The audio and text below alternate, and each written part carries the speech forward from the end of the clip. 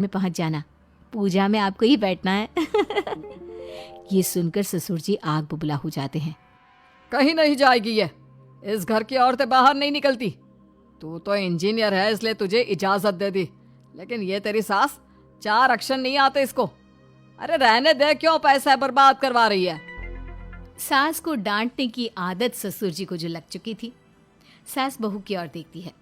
तो माँ जी, कल वक्त से तैयार रहना।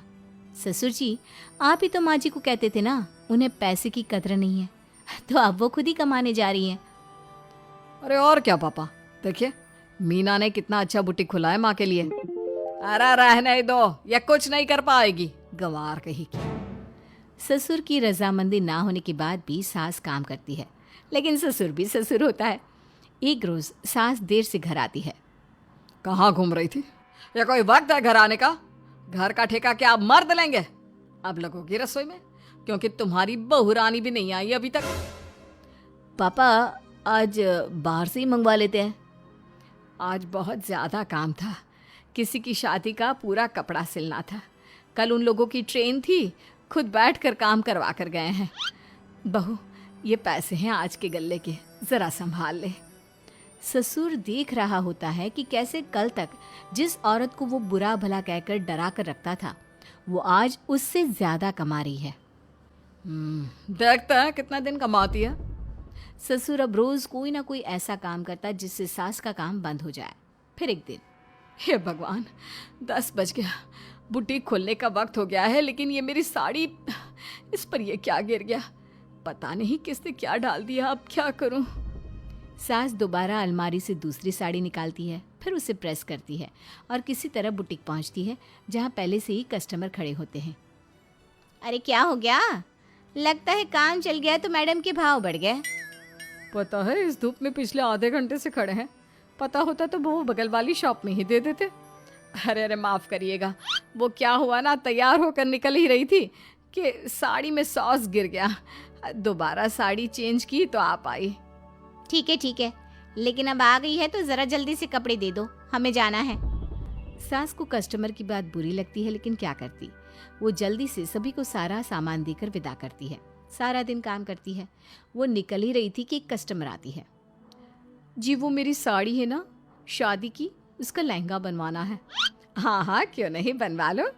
शादी की साड़ी के साथ इमोशंस जुड़े होते हैं। बिल्कुल सही बोला आपने।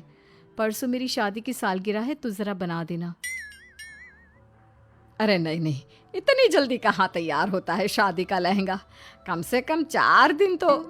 देखिए, आप 2 दिनों में जितना कमाती है ना, वो मैं आपको 1 दिन में दे दूंगी। बस मेरी ये शादी की साड़ी का लहंगा बना दीजिए। सास को भी अब पैसे की लालच आ जाती है। वो सोचती है कि वैसे भी कोई अर्जेंट काम नहीं है तो वो मैनेज कर लेगी। अब ठीक है, नाप दे दीजिए।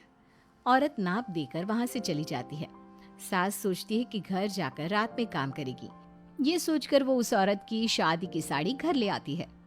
वाह, अब काम घर पर भी ले आ रही हो। हाँ, लेकिन घबराइए नहीं, घर के काम में कोई असर नहीं होगा। सास घर का काम करती है, बहू के साथ खाना बनाती है, खिलाती है, और फिर क्या बात है सासू माँ, बड़ी जल्दी जल्दी काम कर रही हैं आज। सास बहू को सारी बात बताती है। क्यों माँ जी, इतनी भी क्या मेहनत करना? अरे बात सिर्फ पैसे की नहीं है, बल्कि उस बेचारी औरत की इमोशंस की भी थी। ये उसकी शादी की साड़ी है ना। ससुर पास खड़ा सब सुन रहा था।